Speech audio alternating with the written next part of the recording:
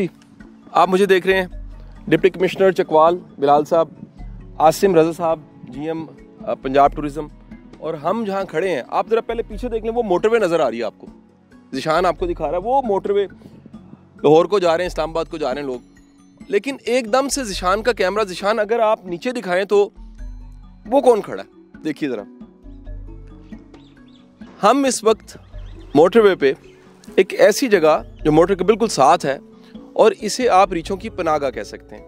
आपने अभी तक इंसानों की पनाहगाह सुनी है, परिंदों की पनाहगाह सुनी है, ये पहली रीछों की पनाहगाह है। और किसी टाइम पे गवर्नमेंट ने रोका, जो लड़ाइयाँ होती थी, दिखाई जाती थी तमाशे की शक्ल में, रीछों की, कुत्तों की। ये जानवर हैं, इनका भी दिल है, इनका भी हक है, इनकी भी दुनिया है, इनकी भी कायनात है। तो ये सब के सब इकट्ठे करके 60-70 रीछ यहाँ रखे गए हैं। एक पूरा प्रोसेस है जिसे गुजारा जाता है, वो भी आपको दिखाएंगे।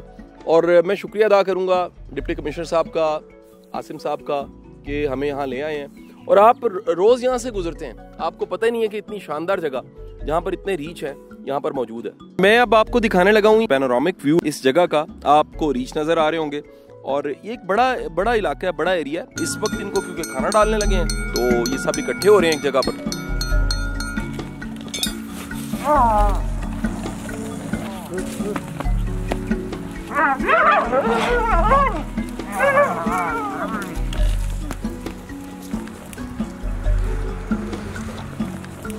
अच्छा बिलाल साहब, हमें बताइएगा आप कब से यहाँ पर ये काम कर रहे हैं, ये जॉब आपकी है, और इसकी जिम्मेदारी किसकी है? गवर्नमेंट पंजाब की है, इसको फेडरल देख रहा है, इसको कौन फंड करता है, थोड़ा सा बताएंगे? सर मैं यहाँ पे तकरीबन 2016 से आया था। ये हमारा मिनिस्ट्री ऑफ क्लाइमेट चेंज है। अच्छा। राजा नईम अशरफ साहब होते हैं, वो हमारे डायरेक्टर हैं इस इदारे के, तो वो ये सारा कुछ देखते हैं।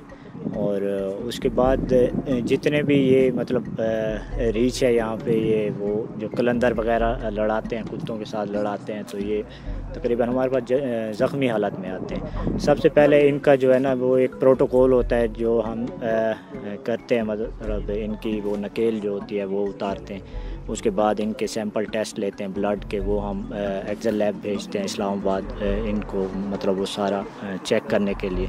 फिर हम इनकी जो है ना वो तकरीबन 1 महीना क्वारंटाइन में रखते हैं। उसके बाद फिर इनकी हम ट्रेनिंग करते हैं। ये ट्रेनिंग एरिया बने हुए हैं, तो इसमें हम जो है ना तकरीबन मॉनिटर करते हैं इनको 2-4 दफ़ा के ये जो वायर्स लगी हुई हैं इसके करीब ना आ जाए, इनको पता लग जाए कि इसके अंदर करंट है।